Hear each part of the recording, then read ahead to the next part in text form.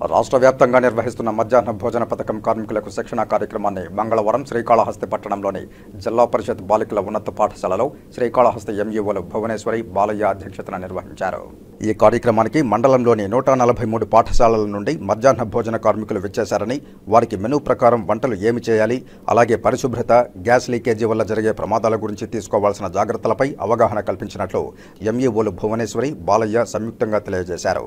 ఈ సందర్భంగా వారు మాట్లాడుతూ రాష్ట్ర వ్యాప్తంగా ప్రభుత్వ పాఠశాలల మధ్యాహ్న భోజన పథకం కార్మికులకు ఒక్కరోజు శిక్షణా కార్యక్రమాలను నిర్వహించడం జరిగిందని, పిల్లలకు మెనూ ప్రకారం భోజనం కల్పించాలని, భోజనశాల పరిశుభ్రంగా ఉంచే విధంగా చర్యలు తీసుకోవాలని కార్మికులకు తెలియజేయడం జరిగిందన్నారు.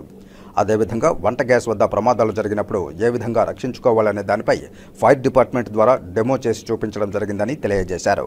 ఈ కార్యక్రమంలో ఎంఈఓ భువనేశ్వరి, బాలయ్య, ఎండిఎం జిల్లా కోఆర్డినేటర్ జయరాం నాయుడు, ఉపాధ్యాయులు హేమకుమార్, రమేష్, ఎంఈఓ కార్యాలయ సిబ్బంది లలిత, మాధవయ్య, ప్రశాంత్, సిఆర్ఎంటీలు మునిమోహన్, ప్రదీప్ కుమార్, ధనశంకరయ్య, ప్రసాద్ తదితరులు పాల్గొన్నారు.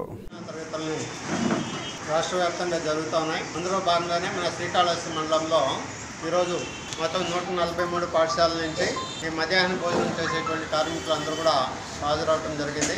వాళ్ళకి మంచి నాణ్యమైనటువంటి ఆహారం ఏ విధంగా చేయాలి, అదేవిధంగా అందరూ విద్యార్థులు దాన్ని ఉపయోగించుకోవాలి, ఈ మధ్యాహ్న భోజన కార్మికులు చేయాలనేసి వాళ్ళని కోరడం జరిగింది. అదేవిధంగా పరిశుభ్రత కూడా చాలా అవసరం. ఆ వంటగదుల్లో ఎలాంటి శుభ్రత పాటించాలి, పాత్రలు ఏ విధంగా శుభ్రంగా ఉండాలి, వంట చేసిన తర్వాత వాటిపైన మూతలు పెట్టి ఏ విధంగా శుభ్రపరచుకోవాలి, తర్వాత అయిపోయిన తర్వాత కూడా పాత్రలు ఎట్లా చేసుకోవాలి అవన్నీ కూడా వాళ్ళకి తెలియజేయటం జరిగింది.